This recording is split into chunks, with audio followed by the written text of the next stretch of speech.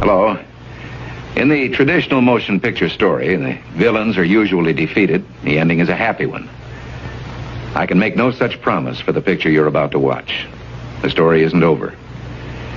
You and the audience are part of the conflict. United Nations headquarters, which was built in 1945 and financed largely by John D. Rockefeller. Inside UN headquarters is an ominous meditation room. The custodian of the meditation room is Lucis Trust Company.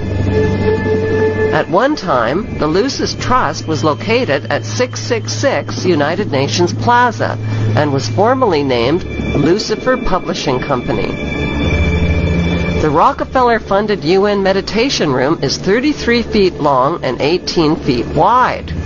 18 feet is 6 plus 6 plus 6. The small, dimly lit, windowless room was built in the shape of a pyramid that is laying on its side. At the center of the room is a 4-foot-high, black, casket-shaped stone slab which weighs 6.5 tons and is extremely magnetic and rests on a concrete pillar. The pillar descends beneath the floor into the bedrock and taps into the Earth's hyperdimensional energies to induce a state of altered consciousness. Not far from the meditation room is the United Nations Security Council chamber. This is the emergency room of the UN, where the world leaders meet when there is a threat to peace. They decide the fate of nations. Notice the giant mural that towers over the Security Council room. The central focus of the UN mural is the phoenix bird that has risen. The phoenix bird is a symbol of Lucifer. Egyptians believed that the phoenix symbolized a god who rose to heaven in the form of a morning star like Lucifer after his fire immolation of death and rebirth. Notice that the phoenix bird is not standing above his own ashes. He is standing above his old skin. Like a snake, he has shed his old skin and is revealing himself as God at the center of the mural. At the top left, there is a church steeple without a cross. The missing cross symbolizes the death of Christianity.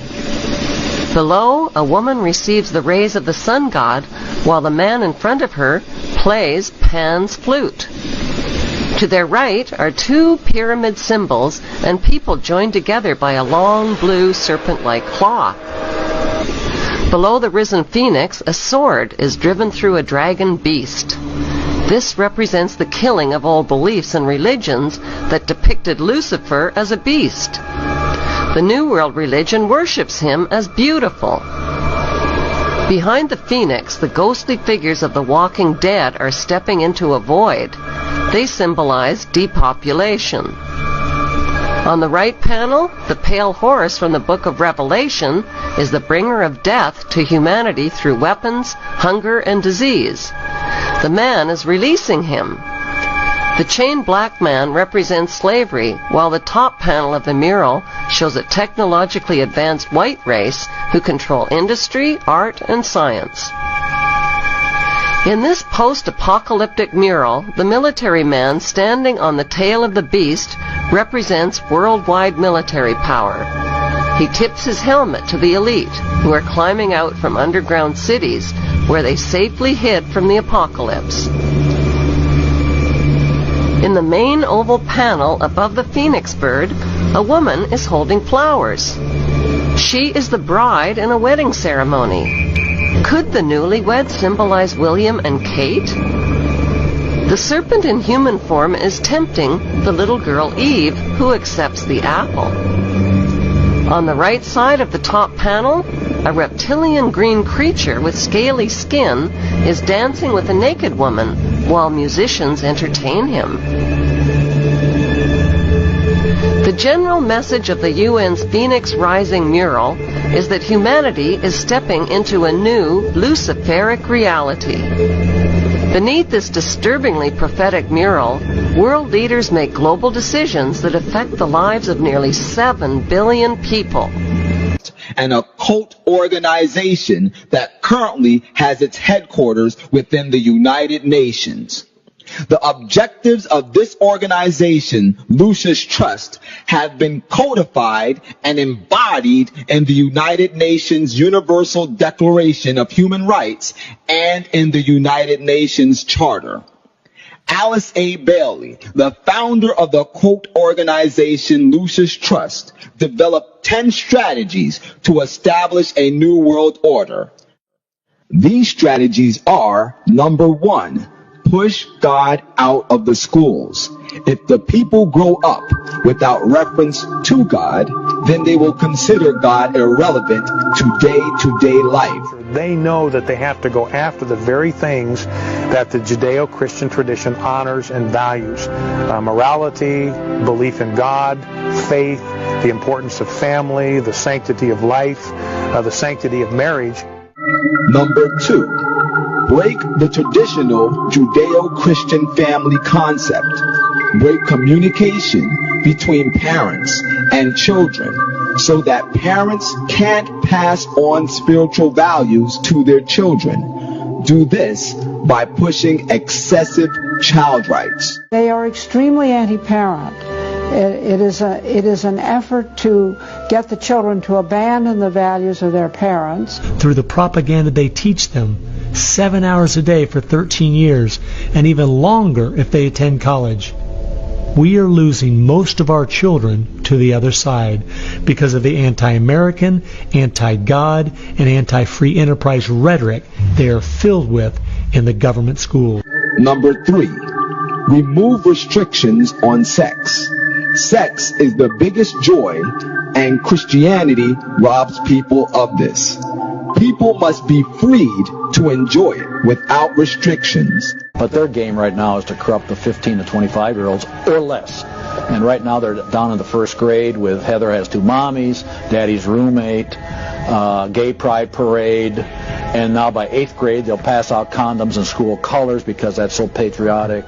Number 4, since sex is the greatest expression of man's enjoyment of life, man must be free to express sex in all its forms. Homosexuality, orgies, even bestiality are desirable so long as no one is being abused or harmed. We also see immorality being promoted through our schools. The kind of sex ed curriculum that is being used and paid for with our tax dollars would shock most parents. Number 5, people must be free to abort unwanted children. If a man can have sex and then live without the consequences, then the same should be true for a woman too. They are for the entire feminist agenda, starting with abortion on demand, tax-funded abortions. Number 6, every person develops soul bonds. So when a soul bond wears out, a person must be free to divorce. When one starts to grow, one must be free to get together with that person, even if they are married. Their entire purpose was to detach our culture from any moral anchors whatsoever. Number 7, diffuse religious radicalism. Christianity says Jesus is the only way. Diffuse this by A, silencing Christianity, and B, promoting other faiths, the creation of interfaith harmony. At its core, it's a rebellion against God and God's laws. And that's what the battle is about. That's what the assault is on. That's why Christianity is a target. Number 8, use the media to influence mass opinion. Create mass opinion that is receptive to these values by using TV, film, the press, etc. Note well, what Western believers call normal in the African church would be pornography. They look at what holds society together, they understand it, but they don't want that. They want change, and they will subvert and rot every good and decent thing we believe in. Number 9, debase art in all its forms. Corrupt music, painting, poetry, and every expression of the heart and make it obscene, immoral, and occultic. Debase the arts in every way possible. They've done everything in their power to dumb down our children, undermine our families, rewrite our history, and promote obscenity and immorality everywhere that they can. And number 10, get the church to endorse every one of these 9 strategies. Get the church to accept these principles and to say they're okay. Then legal ground is given for these values to get a foothold. It wasn't until I was watching an old film from World War II that I realized what the left has been doing in America to pit the poor against the rich, blacks against whites, and the young against the old is the same tactic Hitler used to disunify Germany. You see, they knew that they were not strong enough to conquer a unified country. So they split Germany into small groups. They used prejudice as a practical weapon to cripple the nation. Remember that when you hear this kind of talk. Somebody's going to get something out of it. And it isn't going to be you.